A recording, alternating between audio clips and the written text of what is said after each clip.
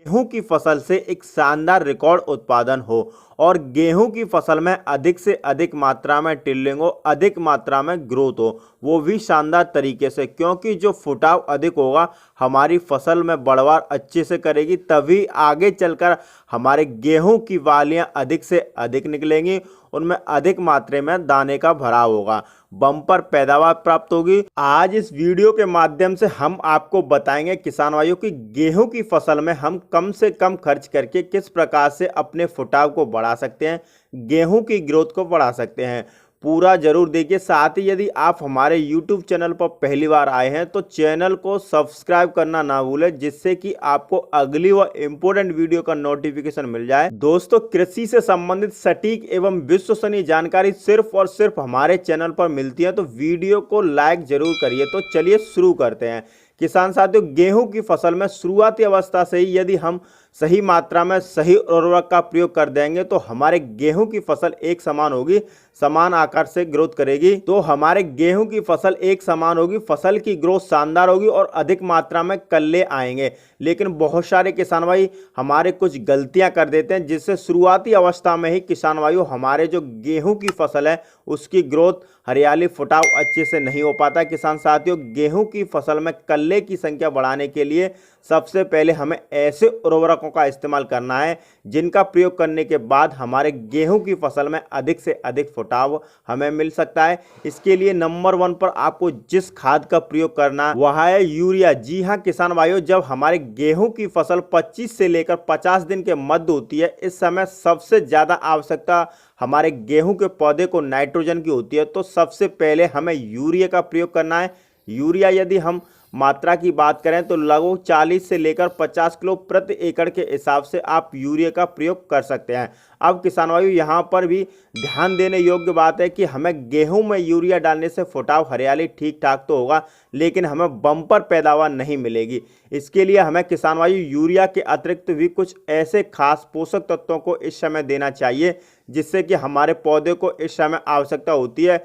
इसके लिए नंबर 1 पर किसान भाइयों हमने जिस उर्वरक का इस्तेमाल करना है उसका नाम है जिंक। जिंक यदि किसान भाइयों आपने अभी तक गेहूं की फसल में जिंक का इस्तेमाल नहीं किया है तो आपको जिंक का प्रयोग जरूर करना चाहिए। जिंक का जो महत्व किसान भाइयों गेहूं की फसल में वह सबसे ज़्यादा होता है। आपको किसान भाइयों 33% वाली जिंक आती है, उसका प्रयोग करना है। मात्रा की बात करें किसान भाइयों तो लगभग 6 से लेकर 8 किलो प्रति एकड़ के हिसाब से आप ले सकते हैं।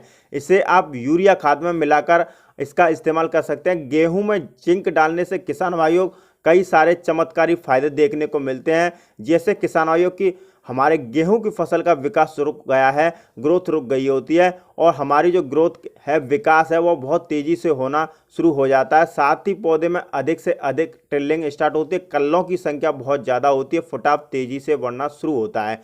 हमारे गेहूं की फसल एक समान होती है। यदि हमारी फसल में कहीं पीलापन है किसान भाइयों, वह भी दूर हो जाएगा। हमारी फसल हरी भरी रहती है। इसके अतिरिक्त यह हमारे गेहूं के पौधे की शक्ति और उसमें वृद्धि करता है। जो प्रकाश संश्लेषण की प्रक्रिया होती है किसान भाइयों, उसको भी नियंत्रण करता है, जिससे किसान भाइयों हमारे गेहूं की फसल में फुटाव अधिक मात्रा में होगा। आप जिंक का भी इस्तेमाल कर सकते हैं। नंबर 2 पर किसान भाइयों आपको जिस खाद का प्रयोग करना है गेहूं की फसल में कल्लों की संख्या बढ़ाने के लिए, यह है माइक्रो न्यूट्रिएंट्स खाद। अगर किसान भाइयों आपने अभी तक अपने गेहूं की फसल में किसी भी प्रकार के सूक्ष्म पोषक तत्व खाद को नहीं डाला है तो आप इस समय इसका इस्तेमाल कर सकते हैं, क्योंकि जब हमारे गेहूं की फसल में किसान भाइयों फुटाव होना शुरू होता है, इस समय हमारे गेहूं के पौधे को बहुत सारे माइक्रो न्यूट्रिएंट्स की आवश्यकता होती है। फुटाव और हरियाली और बढ़वार के लिए यदि हम सही समय पर सही मुख्य पोषक तत्व नहीं डाल पाते हैं किसान भाइयों, तो यह भी एक बड़ा कारण होता है कि हमारे गेहूं की ग्रोथ रुक जाती है, फसल हमारी पीली पड़ जाती है, कल्ले अधिक नहीं होते हैं। तो इस समय आपको एक अच्छे से किसान भाइयों माइक्रो न्यूट्रिएंट्स का प्रयोग करना है। अच्छे माइक्रो न्यूट्रिएंट्स पैकेट की बात करें किसान भाइयों तो आप बायोविटा या सगारिका खाद का इस्तेमाल कर सकते हैं। यह एक समुद्री शैवाल से निर्मित बहुत ही अच्छा कार्बनिक खाद है। सगारिका में किसान भाइयों जो सभी प्रकार के मुख्य पोषक तत्व होते हैं वह पाए जाते हैं, जिसकी आवश्यकता हमारे गेहूं की फसल को होती है।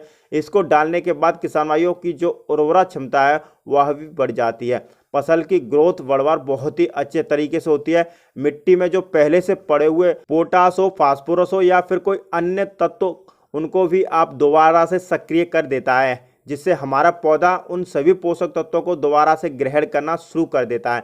साथ ही किसान भाइयों, यह हमारे गेहूं के पौधे की रोग प्रतिरोधक क्षमता को उसमें भी ज़्यादा वृद्धि करता है, जिससे किसान भाइयों हमारा पौधा सुरक्षित रहता है। इसके साथ हमारे जड़ों का विकास बहुत ही अच्छे से होता है। इसके साथ ही हरियाली, फुटाव, कलरों की संख्या आपको बम्पर मिलने वाली है।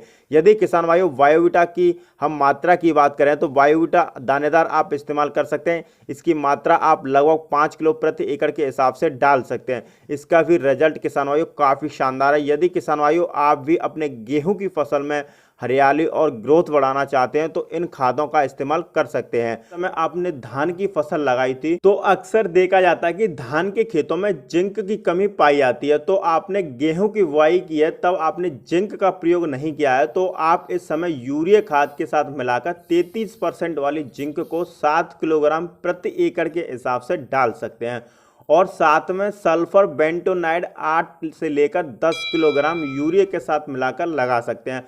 दोस्तों, यदि अपने गेहूं के बुआई के समय सिंगल सुपर फास्फेट नहीं डाली थी तब आपको सल्फर की मात्रा जरूर डालनी पड़ेगी। दोस्तों, यहां पर किसान भाई का कमेंट आया था कि सर स्प्रे के माध्यम से ग्रोथ, फुटाव, कल्लों को बढ़ाया जा सकता है, तो मैं यहां पर बता दूं कि यदि आप स्प्रे के माध्यम से टॉनिक के जरिए यह सब करना चाहते हैं तो मार्केट में बहुत सारे ऐसे नकली प्रोडक्ट चल रहे हैं, जैसे नकली टॉनिक आ रहे हैं जिनका रिजल्ट आपको अच्छा नहीं मिलेगा। जो आपका पैसा है वह बेकार चला जाएगा।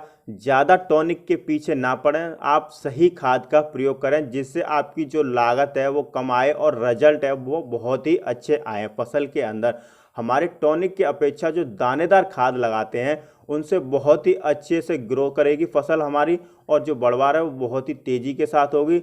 ऐसे लोगों व ऐसे टॉनिक से सावधान रहिए, क्योंकि लोग दिखाते कुछ हैं और बेचते कुछ हैं। दोस्तों, यदि आपने पहले पानी पर यूरिया की मात्रा लगा दी है तो आपने बहुत ही बढ़िया कार्य किया है।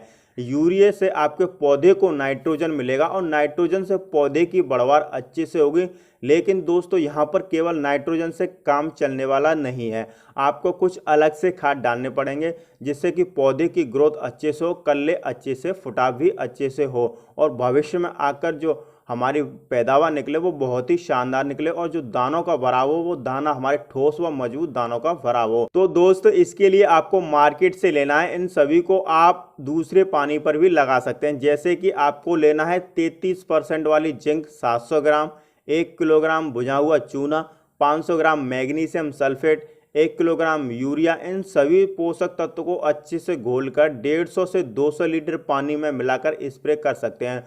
दोस्तों, हमने यहाँ पर भुना हुआ चूना आपको 1 दिन पहले पानी में गला देना है, उसके बाद उसके ऊपर पानी बचा हुआ है उसको अच्छे से छानकर उसमें आपको मिक्स करना है। केवल और केवल पानी हमें प्रयोग करना है, चूने का इसमें कोई रोल नहीं है, तो आपको पानी इस्तेमाल करना है। इन सभी को अच्छे से मिलाकर आपका जो स्प्रे बनेगा वह 1 एकड़ के लिए लगभग 150 से 200 लीटर पानी में घोलकर स्प्रे कर दीजिए। दोस्तों, इस स्प्रे का रिजल्ट आपको 6 से 7 दिनों के अंदर आपको फसल के अंदर दिखने लग जाएगा, क्योंकि आपने जो कुछ गलतियां की हैं फसल के अंदर, जैसे आपने हर्बिसाइड खरपतवार का प्रयोग किया है, उससे जो आपकी फसल में हल्का फुल्का पीलापन आ गया है वह भी दूर हो जाएगा। जो फसल की रुकी हुई ग्रोथ है वह भी बहुत ही तेजी के साथ बढ़वार करेगी। हमारी फसल एकदम स्वस्थ हरी भरी, पूरे खेत में आपको अधिक से अधिक पौधे और अधिक से अधिक पौधों में कल्लों का फुटाव होगा, अधिक से अधिक बालियां निकलेंगी, उसमें आपको जो पैदावार है वो शानदार रिकॉर्ड पैदावार होगी। आप इस प्रकार से जब आप गेहूं की फसल 30 से 40 दिन की है आप इन खादों का प्रयोग कर सकते हैं। तो दोस्तों, यह थी कोई छोटी सी जानकारी। तो आज का वीडियो आपको कैसा लगा कमेंट करके हमें ज़रूर बताइए। वीडियो पसंद आई हो तो वीडियो को लाइक करें, चैनल पर पहली बार हैं तो सब्सक्राइब करना ना भूलें। वीडियो देखने के लिए धन्यवाद। जय जवान जय किसान।